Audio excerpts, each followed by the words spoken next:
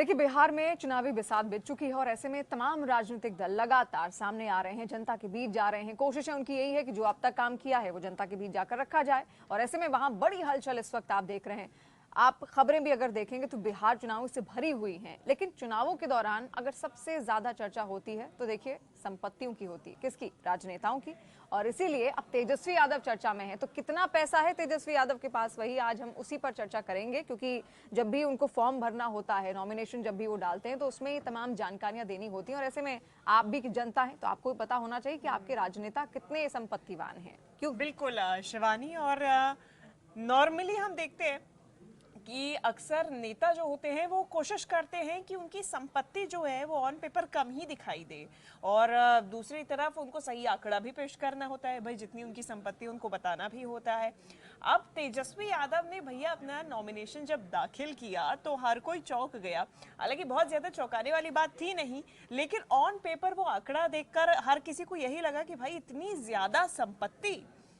तेजस्वी यादव ने जब अपना नॉमिनेशन राघोपुर सीट से दाखिल किया तो शिवानी आप गेस करिए कि कितनी उन्होंने अपनी संपत्ति बताई होगी या फिर घोषित की होगी। देखिए, जितने भी राजनेता हैं जब भी वो नॉमिनेशन फाइल करते हैं तो हजारों में तो बड़ी कम ही लोगों की संपत्ति दर्ज होती है, या तो लाखों में होती है या फिर करोड़ों में होती है। कुछ करोड़ों में होती है, 1 करोड़। तो देखिए यहाँ पर जो आंकड़े हैं शिवांगी, वो है संपत्ति लगभग जो उन्होंने दर्ज करवाई है वो 8 करोड़ 8.1 जी 8 करोड़ 1 लाख की है। सोचिए इतना पैसा उनके पास है। अब इसका पूरा खाका भी हम आपके सामने जी 8 करोड़ 10 लाख की है, तो इसका पूरा खाका भी आपके सामने रखेंगे कि इसमें और क्या क्या शामिल है। देखिए आलिशान और महंगी चीजें उनके पास हैं, जिसमें एक इतालवी निर्मित यानी कि इटालियन मेड एक पिस्टल उनके पास मौजूद है। इसकी जानकारी भी उन्होंने उस हलफनामे में दी है। इसके अलावा 1 लाख रुपए के 50 जिंदा कारतूस भी उनके पास हैं। तो सोचिए पिस्टल और कारतूस भी बकायदा उनके पास यहाँ पर मौजूद है। और भी बहुत कुछ है शिवांगी इसमें। बिल्कुल। तो देखिए शौकीन तो है ही तेजस्वी। डेस्कटॉप है उनके पास, एक लैपटॉप भी उसमें शामिल है। अलग अलग घोषणाएं उनकी ओर से यहाँ पर की गई हैं। और देखिए कुल जो संपत्ति है वो 6 करोड़ रुपए की चल संपत्ति उनके पास है और 1 करोड़ 88 लाख की अचल संपत्ति उनके पास है। ये पूरे जो डिटेल्स है तेजस्वी यादव के ओर से ही सामने रखी गई थी। जब भी कोई भी आपके यहाँ भी जो भी नेता होंगे, राजनेता होंगे, जब भी वो रिप्रेजेंट कर रहे होते हैं आपके जिले को या फिर आपके क्षेत्र को, तो उनकी ओर से जब भी वो नॉमिनेशन फाइल करते हैं तो पूरी डिटेल रखी जाती है कि आखिर उनके पास कितना पैसा है। और यही तेजस्वी यादव ने भी किया, क्योंकि अब उनको नॉमिनेशन फाइल करना था, राघोपुर से चुनाव लड़ रहे हैं, तो बताना तो पड़ेगा जनता को कि भाई कितना पैसा अब तक इकट्ठा किया। अब हम इसकी पूरी इनसाइड स्टोरी शिवानी अपने दर्शकों तक पहुंचाते हैं, उनको बताते हैं कि आखिर क्या क्या उनकी संपत्ति में है। पिस्टल का जिक्र तो किया ही है, जिंदा कारतूस का जिक्र किया है, चल संपत्ति के बारे में भी बता दिया। लेकिन अब कुल मिला के देखिए ये जो संपत्तियां हैं जिसके बारे में तेजस्वी यादव ने जानकारी दी है, इसमें नामांकन दर्ज करने के बाद में एग्जैक्ट चीजें भी बताई गई हैं। अब देखिए इसमें आलीशान चीजें हैं, महंगी चीजें हैं, साफ तौर पर शौकिया इंसान है, क्योंकि Italian made pistol Tejashwi Yadav के पास है। इसकी कीमत क्या है? 1,05,000 रुपए। इससे अलावा 50 जिंदा कारतूस है शिवानी, जैसा आपने बताया। एक डेस्कटॉप है, लैपटॉप भी है। ये भी देखिए laptop I am sure Shivani की ये भी अच्छे से 1-1.5 लाख का ही लैपटॉप या डेस्कटॉप होंगे।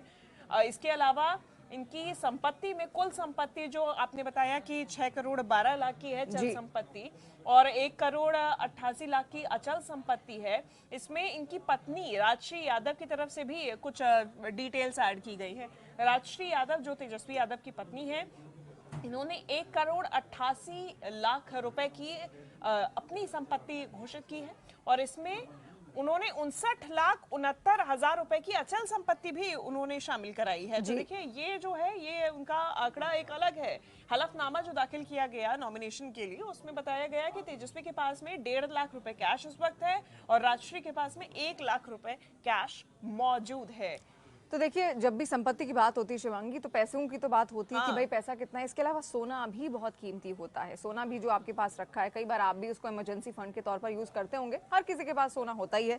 सोने का भी जो अमाउंट यहाँ पर नोटिस किया गया है वो है 55 लाख रुपए की। देखिए जो ये तो बैंक खाते की जो देनदारियां हैं उनको लेकर है। तेजस्वी यादव ने इसके अलावा 200 ग्राम सोना और 2 किलोग्राम चांदी की जानकारी भी दी है, जबकि राजश्री के पास 480 ग्राम का सोना है। यानी कि सोना उनके पास कितना मौजूद है इसकी डिटेल भी उन्होंने सामने रखी और बकाया भी कोई कम आंकड़ा नहीं, बहुत बड़ा आंकड़ा है और सोना तो वैसे ही बहुत ज्यादा महंगा इस दौरान हो रहा है। हालांकि ये आपको बता दें, ये अब तक के जो आंकड़े हैं उसके हिसाब से डिटेल्स हम आपके सामने रख रहे हैं। आगे भी कोई भी सोना आसानी से खरीद सकता है, लेकिन अभी उनके पास, उनकी पत्नी के पास 480 ग्राम सोना है और तेजस्वी यादव के पास 200 ग्राम सोना और 2 किलोग्राम का चांदी यहाँ पर है।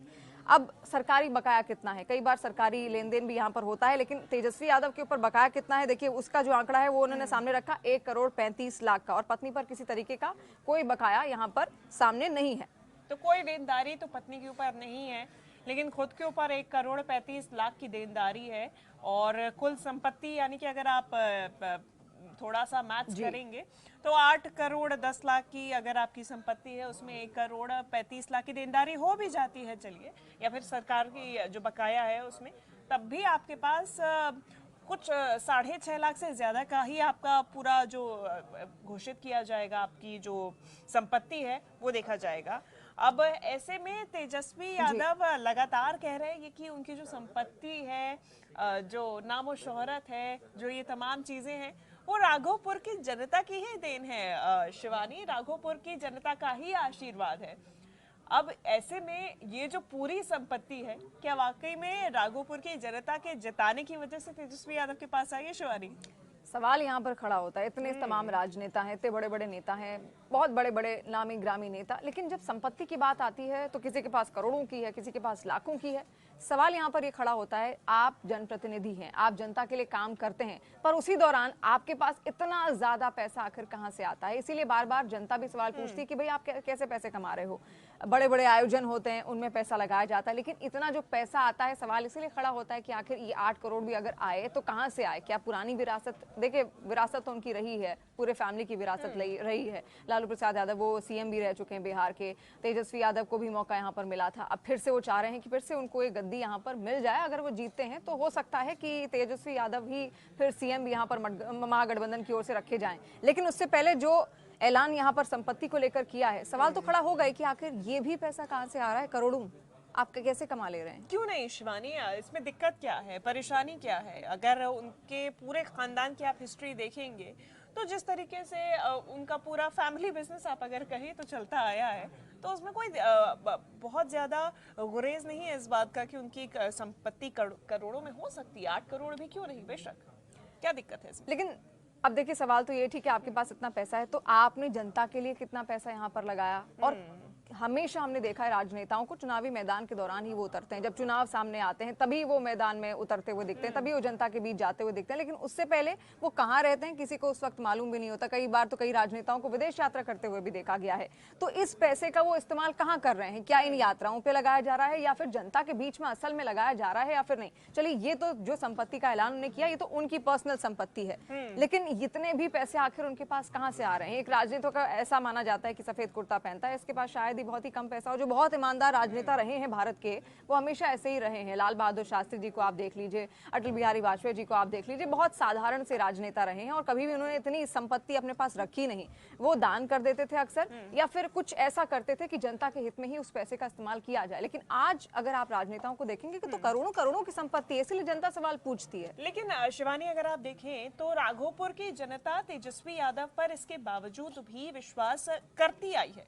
उनकी जो राघोपुर सीट है वो एकदम फिक्स सीट मानी जाती है, जनता का पूरा भरोसा है। क्यों है वो? क्योंकि हो सकता है, संभव है कि राघोपुर की जनता मानती हो कि तेजस्वी यादव वहां पर काम कर रहे हैं, वो काम कर रहे हैं, दिख रहा है, और इसीलिए संभव है कि वो वहां से जीत रहे हैं। हालांकि देखिए, राजनीति में विपक्ष की तरफ से भी कई आरोप लगाए जाते हैं, जो आपके विपक्षी दल होते हैं, कई प्रत्यारोप भी होते हैं इसके बाद में, लेकिन अभी तक में जो सामने आया वो यही था कि राघोपुर से तेजस्वी यादव एकदम बुलंद उनका परचम लहराता हुआ नजर आया है। लेकिन दूसरी तरफ अगर बात की जाए, वो चुनाव में बदलाव की अब बात कर रहे हैं, वो कह रहे हैं बदलाव आएगा, बिहार में महागठबंधन की सरकार बनेगी, और बिहार की जनता करप्शन से तंग आ चुकी है, बिहार की जनता थक चुकी है जिस तरीके से बिहार को नजरअंदाज किया जा रहा है और नेता जिस तरीके से भ्रष्टाचार कर रहे हैं।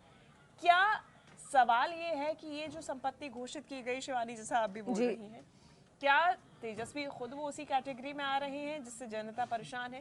क्या इस बार जब बदलाव की वो बात करते हैं तो क्या राघोपुर से भी बदलाव जनता कर देगी? एक बड़ा सवाल है। आपने कहा कि राघोपुर की जनता उनको पसंद कर रही है और इसीलिए उनको फिर से चुनावी मैदान में उतारा गया है। कौन ऐसा है जो ये बोल दे कि राघोपुर से इनको नहीं उतारा जाएगा? उन्हीं की पार्टी है, वो टॉप लीडरशिप में आते हैं, वो जहां से चाहे वहां से चुनाव लड़ सकते हैं। और उनकी देखिए विरासत तो एक वो लेकर आए हैं, लालू प्रसाद यादव भी चुनाव लड़ते आए हैं, तो उनके बेटे हैं, वो जहां से चाहे वहां से चुनाव लड़ सकते हैं। इस पर मुझे नहीं लगता कि कोई भी पार्टी के अंदर ही कोई ऑब्जेक्शन उठाता होगा। ऐसा लगता है आपको शिवांगी? नहीं, देखिए कोई रोकने वाला नहीं है उन्हें। रोकने वाला नहीं है निश्चित तौर पे। तो देखिए कोई रोकने वाला नहीं है, लेकिन जनता रोकेगी या फिर नहीं ये तो जनता को ही तय करना होगा। और सब कुछ जनता के हाथ में ही अब यहाँ पर है। 14 नवंबर को नतीजे आएंगे। हाँ, जनता के सामने सारे राजनीतिक दल, देखिए आप सबके सामने, बिहार की जनता के सामने इस वक्त नतमस्तक हैं और कोशिश सबकी यही है कि उनकी बातें आप तक पहुंचे, यानी कि बिहार की जनता तक पहुंचे। अब सारी सत्ता की चाबी बिहार की जनता के हाथ में है, तो बिहार की जनता को ही तय करना है कौन जीतेगा और किसके माथे वो अपना सरताज उसे देंगे, उसे सौंपेंगे। आपको क्या लगता है इस पूरे मसले को लेकर जो संपत्ति तेजस्वी यादव ने यहाँ पर दर्ज करवाई है, आपको लगता है सही है, इतनी होनी चाहिए या फिर इतनी नहीं होनी चाहिए? आप क्या कहते हैं बतौर राजनेता? ये लगता है कि संपत्ति जो घोषित की गई है उससे भी कहीं और ज्यादा होगी, लेकिन कम बताया गया है आंकड़ा, जिससे ये जो सवाल हम उठा रहे हैं ये और ज्यादा ना उठाए जाए। बिल्कुल आप अपनी राय कमेंट्स में जरूर बताइएगा और इस प्रकार के और वीडियोस देखने के लिए, शेयर करने के लिए हम कमेंट्स पे बताइएगा, ताकि इस प्रकार की जानकारी हम आप तक और पहुंचा सकें। और न्यूज़ 18 इंडिया के यूट्यूब चैनल को सब्सक्राइब करना बिल्कुल ना भूलें और बेल आइकन भी जरूर दबाएं। बहुत धन्यवाद।